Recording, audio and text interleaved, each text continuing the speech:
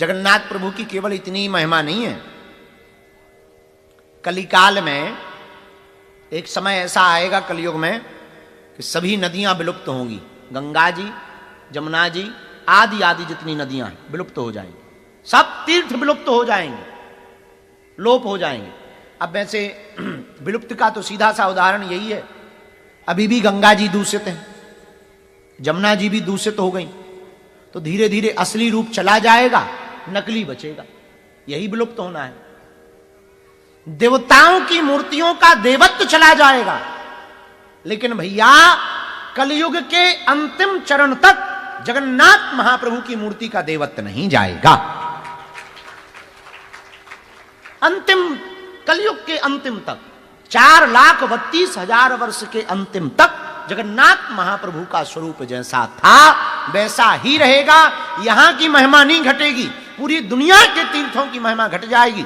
कलयुग जब अपनी चरम सीमा पर होगा, अंधविश्वास पाखंड जब अपनी चरम सीमा पर होगा तो सब तीर्थों की महिमा घटेगी, परंतु जगन्नाथ महाप्रभु की महिमा नहीं घटेगी।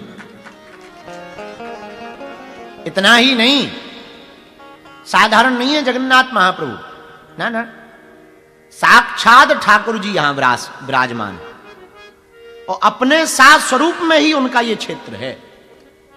जगन्नाथ महाप्रभु का अपने ही स्वरूप में यह क्षेत्र है। एक जगह हमको बड़ा अद्भुत वर्णन मिला, हम आपको बता देवे। चराचर सदा बंदा चरणम तम परायणम नारायणम जगद्ध्योनि सृष्टि संहृति कारणम। भगवान जो जगन्नाथ जी की मूर्ति है वो दारुक नाम के पेड़ से बनाई जाती है। दारुक, यहां उड़िया भाषा में उसको दारुक कहते हैं, पर हिंदी में उसे नीम कहते हैं, पर उड़िया भाषा में दारुक।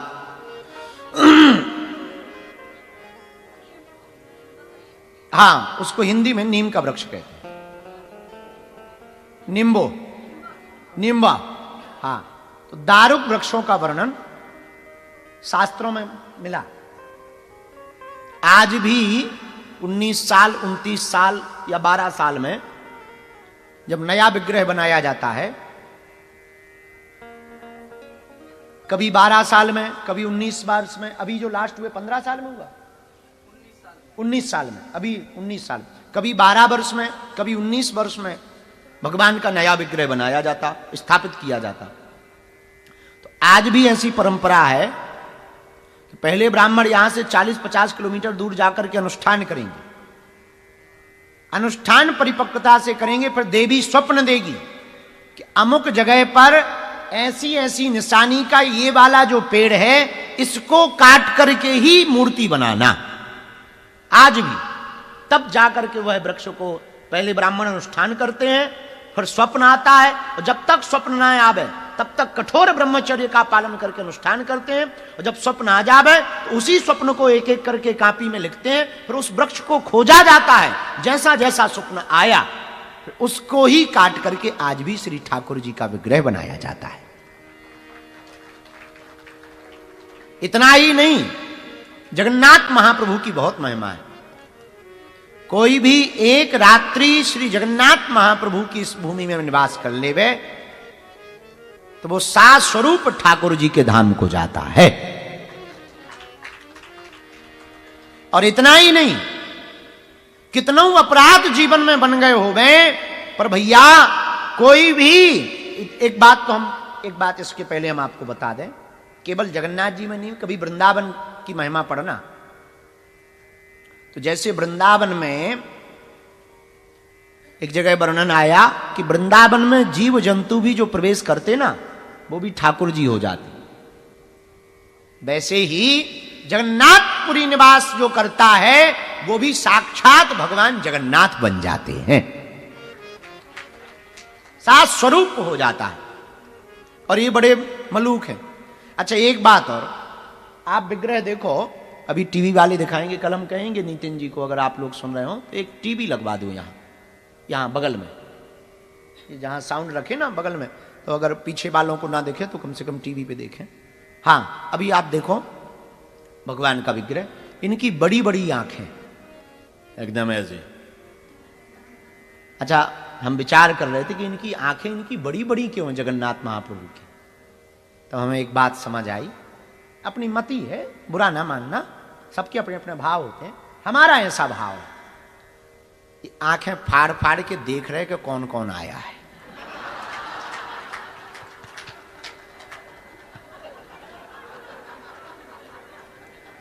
जब हम पहली बार गए दर्शन करने जगन्नाथ, अब विनोद में मत लेना, भगवान के भक्त क्षमा करें, हम पहली बार जगन्नाथ महाप्रभु के दर्शन करने आए, 1-1.5-2 साल हो गए, और पहले भी गए, बहुत पहले आए थे, 3-4 साल 5 साल पहले भी आए थे। तो जब हमने दर्शन करे तो पुजारी जी ने दर्शन करवाए, बड़े अच्छे दर्शन भय। तो खंबे के बगल से टिके टिके हमने खूब दर्शन करे, तब उतने ज्यादा लोग हैरान भी नहीं करते। तब हमने बड़े गौर से देखा तो बड़ी बड़ी आंखें। तो हम भीतर ही भीतर बात करते रहते, हम कहा काओ गरग जी भगवान कैसे लग रहे, तो भीतर से ही हम जवाब दे बहुत बढ़िया। तब फिर पूछा काओ गरग जी ये भगवान की आंखें इतनी बड़ी बड़ी क्यों, बाकी जगह नहीं है। तो हम भीतरी से ही जवाब दे, हम कि वो देख रहे कौन आया है कौन नहीं है। पर हमें एक बात, ये तो हो गई भाव की बात, पर एक बात और सच भी यही है, ठाकुर जी बड़ी बड़ी निगाहें करके अपने भक्तों के दुखों और पीड़ा का हरण करने को बैठे। इसीलिए भगवान की बड़े बड़े निगाहें, श्री जगन्नाथ महाप्रभु की इसलिए बड़ी बड़ी निगाहें। तो पुरी की बड़ी महिमा। एक बात और,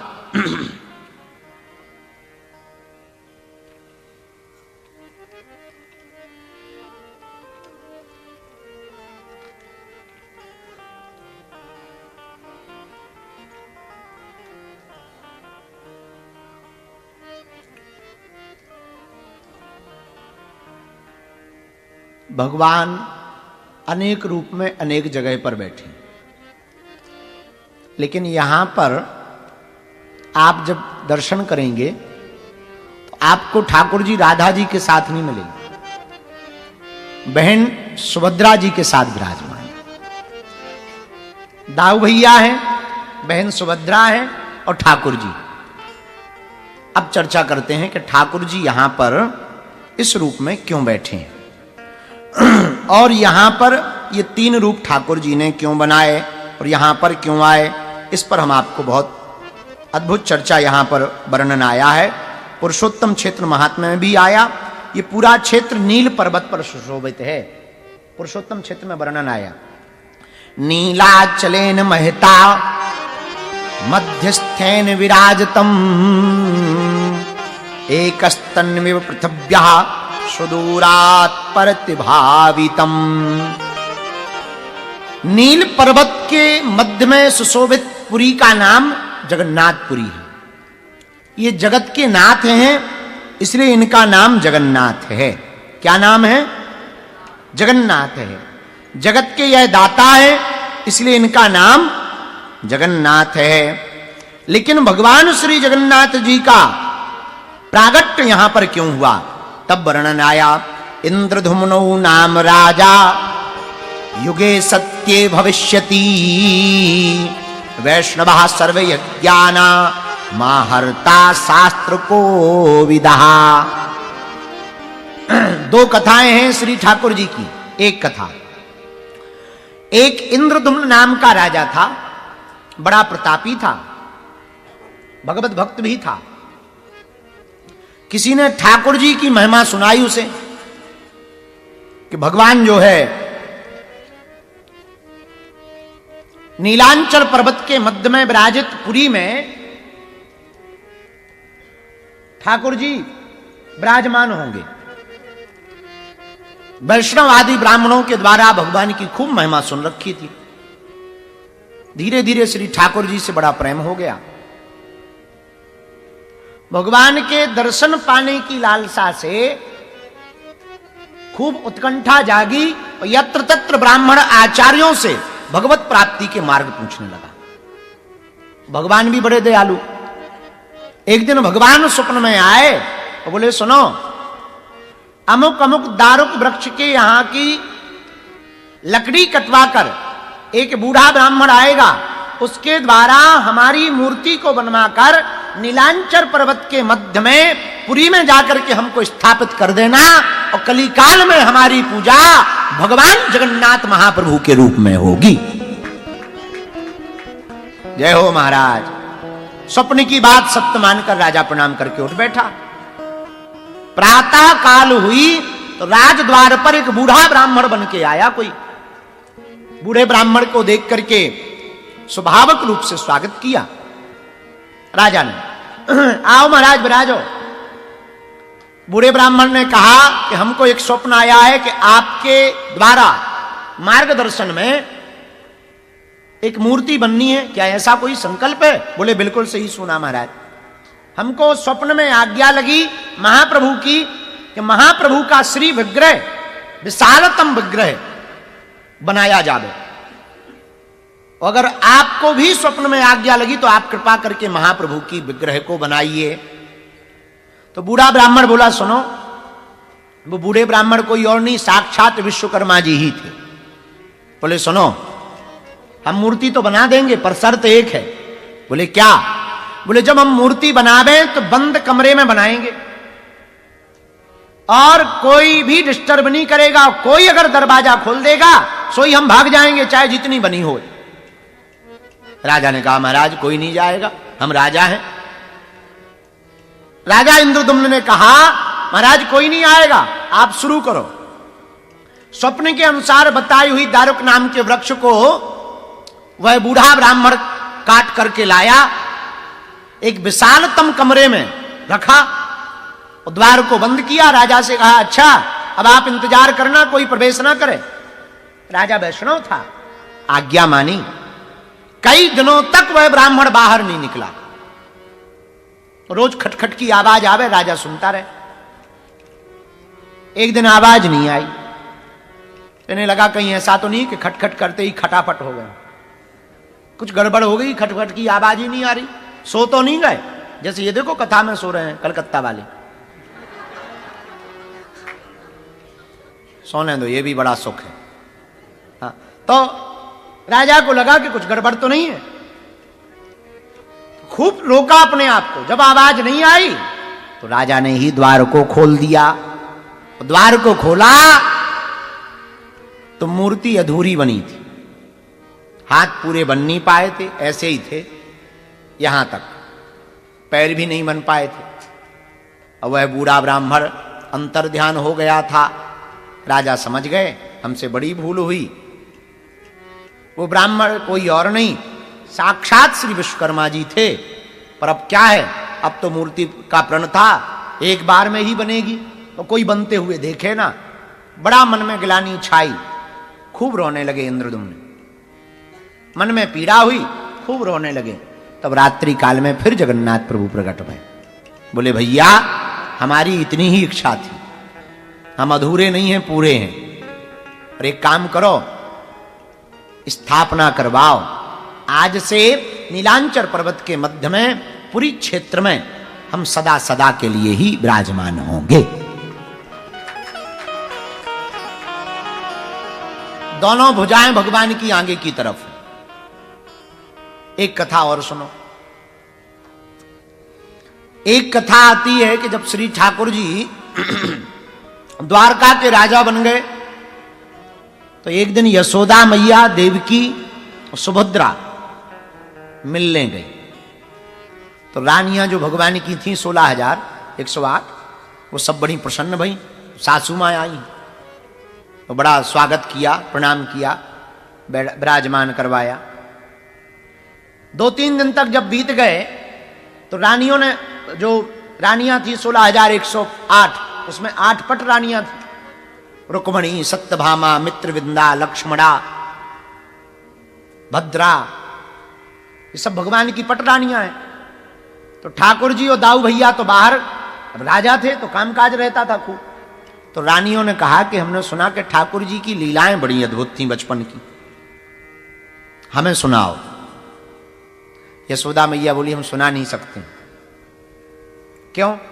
बोले अगर हमने यह कथा बाल लीला की, वृंदावन की सुनाई और कहीं धोखे से ठाकुर जी ने सुन ली तो रानियों, बेटियों, बहुओं, एक बात तय है, ठाकुर जी एक क्षण बिना विलंब किए आज ही वृंदावन वापस लौट जाएंगे, आज ही वापस लौट जाएंगे, एक क्षण बिना विलंब किए। इसलिए हम ये कथा नहीं सुना सकते, वो बातें नहीं सुना सकते, वो ब्रज का प्रेम नहीं सुना सकते। तो रानियां बोली आप चिंता मत करो, सुनना तो हमें है माता जी, सुनना तो है, चाहे जो हो जाए, दरवाजा बंद कर दो। यशोदा मैया बोली वो राजा है हमाओ लाला, छोरा हमाओ राजा है, वहां को कौन दरवाजे में बंद करे, कौन न आने देवे, भाई की खटिया खड़ी हो जाएगी।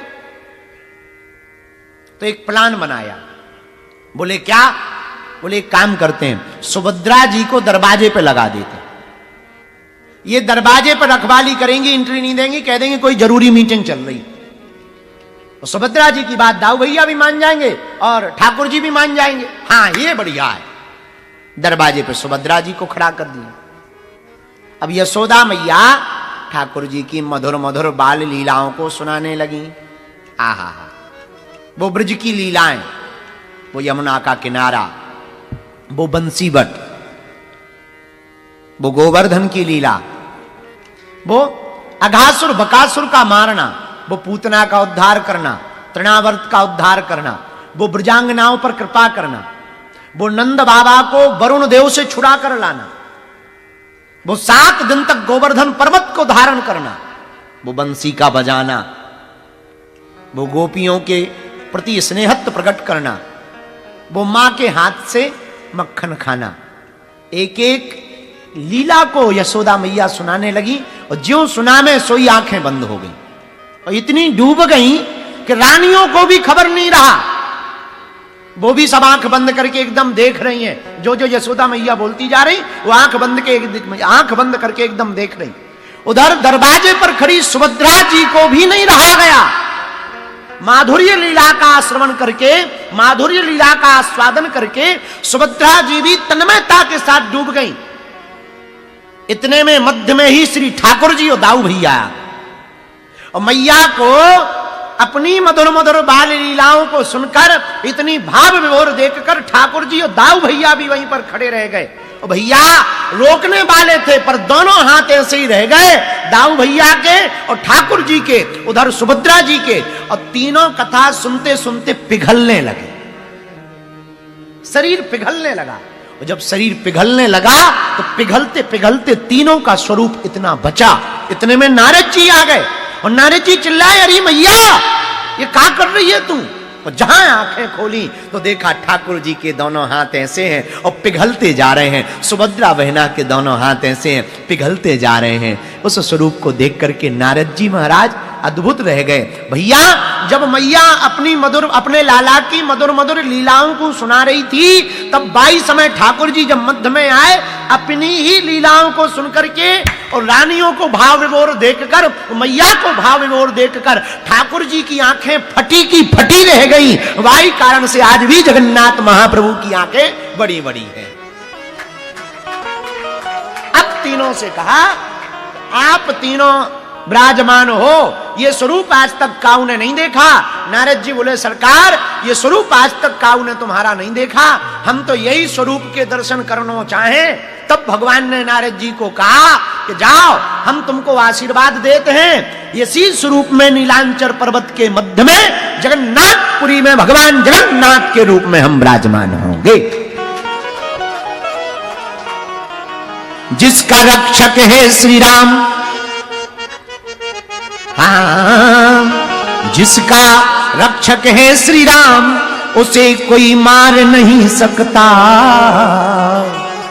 प्रभु जगन्नाथ का भक्त जगत से हार नहीं सकता। प्रभु जगन्नाथ का भक्त जगत से हार नहीं सकता। ऐसे काम नहीं चलेगा, ताली बजाते हुए झूमते गाइए। ओ जिसका रक्षक है श्री राम, जिसके रक्षक है श्री राम, उसे कोई मार नहीं सकता। जिसके रक्षक है श्री राम, उसे कोई मार नहीं सकता। प्रभु जगन्नाथ का भक्त जगत से हार नहीं सकता। प्रभु जगन्नाथ का भक्त जगत से हार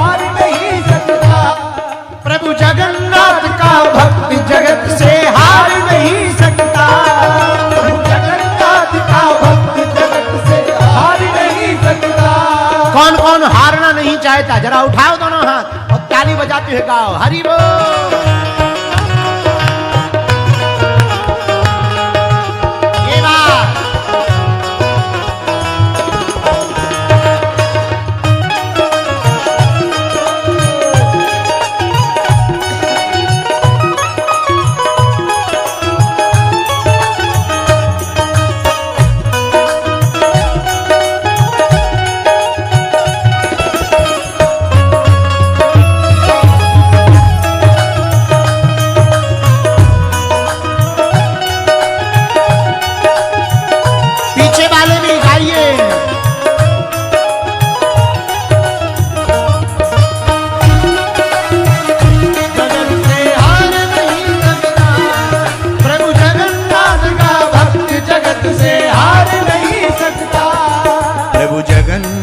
का भक्त जगत से हार नहीं सकता। प्रभु जगन्नाथ का भक्त जगत से हार नहीं सकता।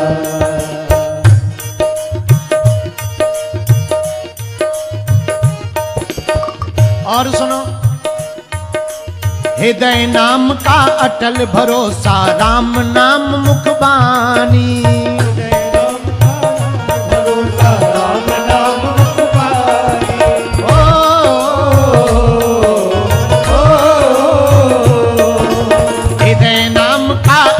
भरोसा राम नाम मुखबानी।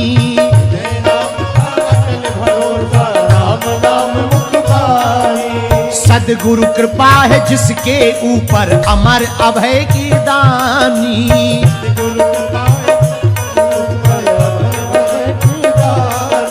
सदगुरु कृपा है जिसके